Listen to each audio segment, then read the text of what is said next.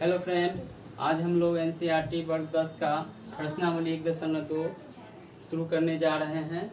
जिसमें पहला प्रश्न दिया है, निम्नलिखित संख्याओं को अभाज्य गुणनफल के रूप में व्यक्त कीजिए।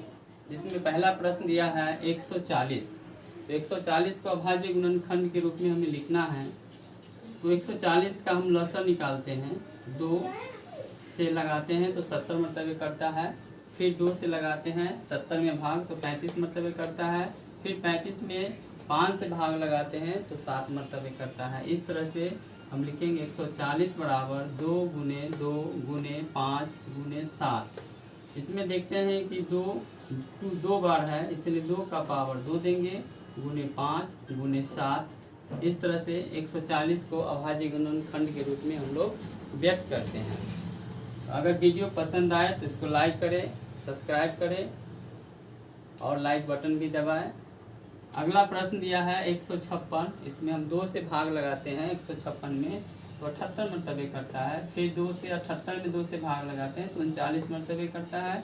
और 3 से जब 39 से भाग लगाते हैं तो 13 मरतबे करता है। इस तरह से हम लोग 156 को लिखेंगे बराबर 2 गुने 2 गुने 3 गुने 13। यहाँ भी देखते हैं कि 2 गुने 2 2 बार दिया है तो 2 का पावर 2 करेंगे, गुने 3 लिखेंगे और इसके बाद गुने 13 डालते हैं। अब 3825 है, 3825 का भी हम लसर निकालते हैं। इस तरह से पहले 3 से लगाते हैं, फिर 3 से लगाते हैं, फिर 5 से लगाते हैं 425 में तो 85 मरतबे करता है। फिर 85 में 5 से भाग लगाते हैं तो 17 मरतबे करता है। इस तरह से हम लोग देखते हैं कि 3825 बराबर 3 गुने 3 गुने 5 गुने 5 गुने 17। और इसे हम लिखते हैं 3 का पावर 2 गुने 5 का पावर 2 गुने 17। चौथी प्रश्न है 5005। इसमें भी हम 5 से लगाते हैं तो 1 0 0 1। अब इसमें हम 7 से भाग लगाते हैं तो होगा 7 तिकाई 7, 7 चौक 28, 7 दिया 21। इसके बाद इसमें 11 से भाग लगाते हैं, 11 इकाई 11 और 11 दिया 33। 5005 बराबर 5 गुने 7 गुने 11 गुने 13। इस तरह से हम लोग इसका अभाज्य गुणनखंड के रूप में व्यक्त करेंगे और इस तरह से इसे भी हम लोग आगे निकाल कर ये दूसरा प्रश्न दिया है, पूर्णांकों के निम्नलिखित युग्मों के HCF और LCM ज्ञात कीजिए तथा इसकी जांच कीजिए कि 2 संख्याओं का गुणनफल बराबर HCF गुने LCM होता है। इसकी हमें जांच करना है। तो पहला प्रश्न इसका दिया है 26 और 91 का। तो 26 को हम लिखते हैं, 26 का गुणनखंड करते हैं तो आता है, इसे हम लिख देंगे 26 का अभाज्य गुणनखंड 2 गुने 13। ठीक है। फिर 91 का हम निकालते हैं। 91 में ये होता है 7 गुने 13। अब इसका हम पहले HCF निकालते हैं। HCF बराबर इस दोनों संख्या में, दोनों अभाज्य गुणनखंड में सर्वप्रथम हम ये देखेंगे कौन से गुणनखंड जो है इसका अभाज्य गुणनखंड कॉमन में आता है, दोनों में मिलता है। तो ये दोनों संख्या देखते हैं 13, जो दोनों 26 के गुणनखंड का भी है और 91 के गुणनखंड में आता है। इसलिए जो दोनों में मिल जाए उसको हम यहाँ पर पहले लिख देंगे। तो जो संख्या प्राप्त होगा ये मेरा संख्या HCF होगा। LCM बराबर, अब जो संख्या पहले मिली है वो पहले हम लिख देंगे। उसके बाद जो दोनों में 2 संख्या नहीं मिलती है उस संख्या को हम यहाँ पर लिखेंगे। लिखने के बाद इस सभी को मैं गुना कर देता हूँ। 13 गुने 13 दूना 26 और 26 में अगर हम 7 से गुना करते हैं 7 छक 42 का 2 7 दूना 14 और 4 बराबर 182 होता है। इस तरह से हम लोग एलसीएम और एचसीएफ ज्ञात कर लेते हैं। ठीक है, अब इसका हम जांच करना सीखेंगे। जांच कैसे करते हैं, तो जांच में दिया है कि दो संख्याओं का गुणनफल, तो लिखेंगे यहाँ पर दो संख्याओं का गुणनफल।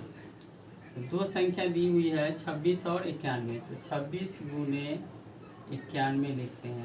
तो 26 और 91 में जब हम गुना करते हैं इस तरह से, तो इसका गुणनफल आता है, इसके गुना करने पर गुणनफल आएगा 2366।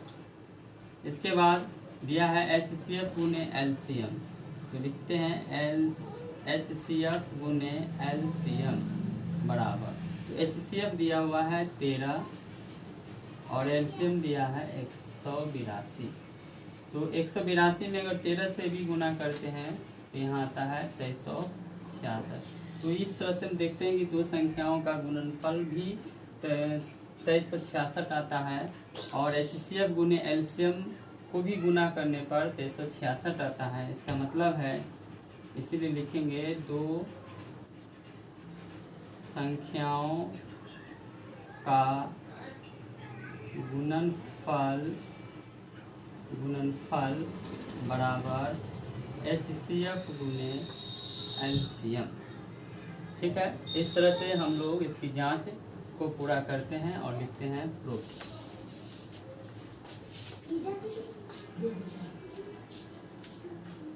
प्रश्नावली 1.3 का तीसरा प्रश्न दिया है, अभाज्य गुणनखंड विधि द्वारा निम्नलिखित पूर्णांकों के HCF और LCM ज्ञात करना है। इसमें पहला प्रश्न दिया है 12, 15 और 21। दी गई संख्या का HCF और LCM ज्ञात कर देंगे। तो 12 का अभाज्य गुणनखंड करते हैं, तो 12 का लसाअ निकालते हैं, तो इस तरह से हम लिखेंगे 12 का अभाज्य गुणनखंड 2 गुने 2 गुने 3। 15 का अभाज्य गुणनखंड के रूप में लिखते हैं, तो 3 गुने 5। फिर इसके बाद 21 का हम गुणनखंड करते हैं, 3 से लगाते हैं, 7 या 21, तो 3 गुने 7। HCF बराबर, अब ये तीनों 12, 15 और 21 का अभाज्य गुणनखंड हम जब देखते हैं, और तीनों गुणनखंड में हम ये देख रहे हैं कि ये तीनों अभाज्य गुणनखंड में मिलता है। जब तीनों अभाज्य गुणनखंड में मिलता है तो ये क्या करेंगे, कॉमन हो गया 3, इसको गोला में घेरेंगे और यहाँ लिख देंगे 3। और इस तरह से जो बाकी संख्या नहीं मिल रही है, इसीलिए इसका HCF जो है 3 होगा। LCM बराबर, जो तीनों अभाज्य गुणनखंड में, तीनों संख्या के अभाज्य गुणनखंड में जो संख्या मिलती है उसे हम पहले लिखते हैं। इसके बाद हम देखते हैं कि 2 इसमें है, इसमें नहीं है, इसमें नहीं है, फिर हम यहाँ 2 लिख देते हैं। फिर इसके बाद ये 2 लिखते हैं। इसके बाद 5 इसमें है, इसमें नहीं है, इसमें नहीं है, फिर 5 लिखेंगे गुने 7। जब इसे हम गुना करते हैं, 3 दूना 6, 6 दूना 12, 12 पंचे 60 और 60 सत्ते 420, 7 छक्के 420 आता है। इस तरह से हम लोग जो है इसका HCF और LCM ज्ञात करना सीखेंगे ना सीखेंगे। चलो अब चौथा प्रश्न दिया है, HCF 306, 657 का HCF 9 दिया है, तो इसका हमें LCM ज्ञात करना है। तुम सूत्र से लिखते हैं, दो संख्याओं का गुणनफल बराबर होता है HCF गुने LCM। इसीलिए LCM बराबर लिखेंगे दो संख्याओं का गुणनफल बटा HCF। ठीक है, दो संख्याओं का गुणनफल बराबर HCF गुने LCM होता है, इसीलिए LCM बराबर दो संख्याओं का गुणनफल बटा HCF। दो संख्या दी हुई है 306 और 657, तो यहाँ हम लिखेंगे दो संख्या दी हुई है 306 गुने 657 और HCF दिया है 9। 9 से जब हम इसे भाग लगाते हैं तो 9 तिया 27, 9 चौक 36, यहाँ लिखेंगे 34 गुने 657। जब इसे हम गुना करते हैं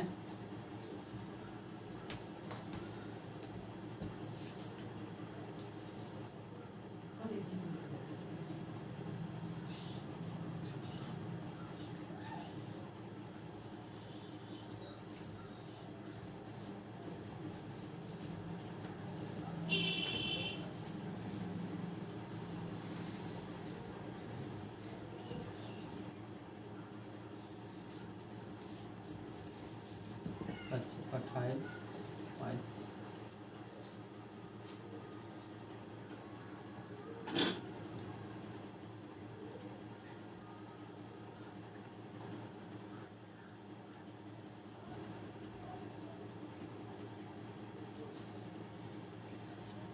इस तरह से ये जो संख्या प्राप्त होती है इसका LCM होता है, इसीलिए LCM बराबर लिखेंगे और यहाँ इसे बॉक्स बना देंगे। ये मेरा आंसर होगा।